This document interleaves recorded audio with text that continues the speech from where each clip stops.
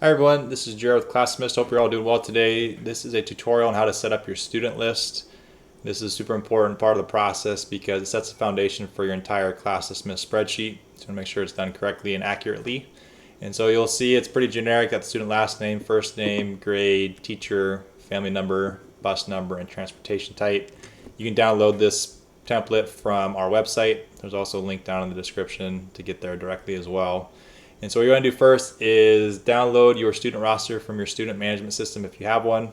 And this will help speed up the process of getting all this information inputted. And so what you want to do is make sure too that you're noticing the columns. You got to make sure the right values are inputted into there. So I have a generic one. This is just a generic random list of students that I've generated.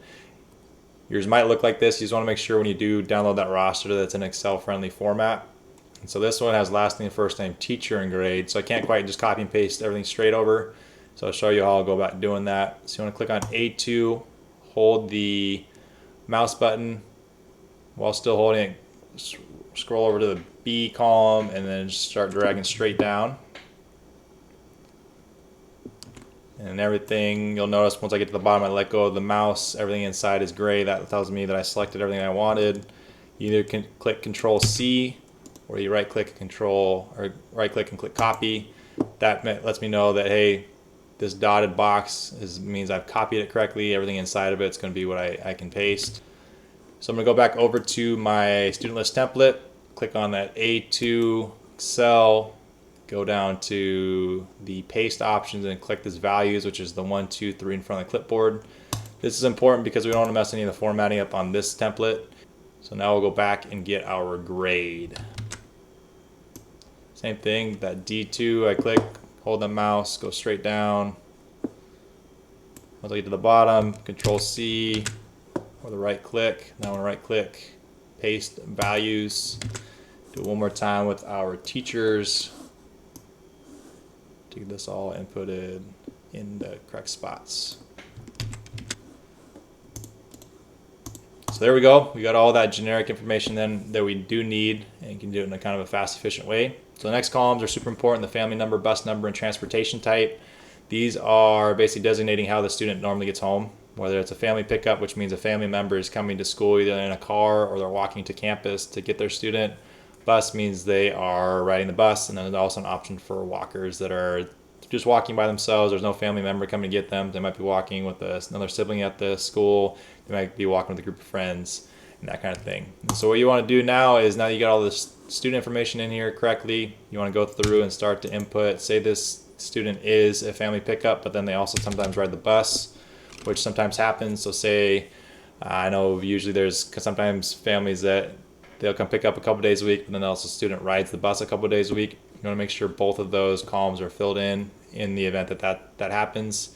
Also on the transportation type, if they're typically picked up by family, I would choose family. If they're normally a bus rider but they get picked up by family every so often, I would choose bus.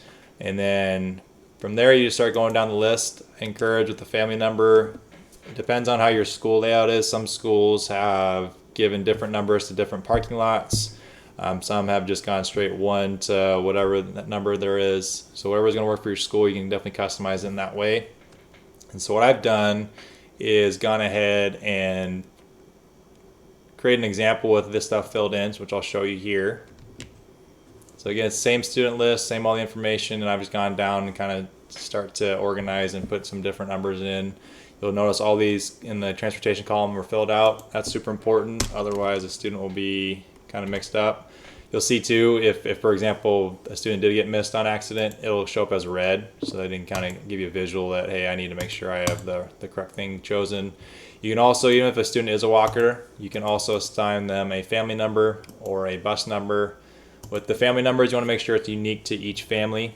So you might have some siblings in which is these 2, and they show up as yellow, which gives you just a visual that number has been used more than once. And so you want to assign siblings the same unique family number. You could also have carpools maybe. So you have multiple families picking up kids depending on the day of the week. You want to assign that carpool one unique number and assign it to all the different students. It also be for daycare where you have multiple students. You want to assign the daycare one unique number and then assign that number to all the other students. You also notice, like I said earlier, you can assign both numbers and then just choose depending on what the student is being transported in that way. Other things you can do on this to kind of help you just get organized, you can do A to Z organization for both the first and last name. You can go by grade level specifically, either you can go low to high, and kindergarten's usually put on the very bottom, just the way Excel does numbers and letters. You can also go in here, click select all, and then just go click first grade by itself if you want to look at just first graders. Then you can also organize it A to Z by teacher, or if you just want to look at a specific teacher, click select all and then click that. That's the example of that one teacher. So it just gives you that information. You can also organize it by low to high on the family number, low to high on the bus number, and then also by the transportation type, A to Z, or you can go individually, say I just want to look at my family pickup in that. Big thing is you want to go back and make sure you select all of your information so that you do have your entire roster showing once you're done kind of doing those individual edits. I encourage you, once you're done with all that, to organize by student last name. It helps make it on the main class dismissed spreadsheet easier to find and that kind of thing. So once you're done with this, save it and then send it back over to us, and then we'll get it uploaded and inputted into your class dismissed spreadsheet to customize it for you, and then we'll get the official document sent over to you so you can get that operating right away. But feel free to reach out with any questions. If you have anything that's kind of causing you some confusion or like that, we want to help you out. But again, it's a fairly straightforward process. Just get that information in, put it in accurately, and then your entire spreadsheet will work great. So thank you so much for your time, and take care.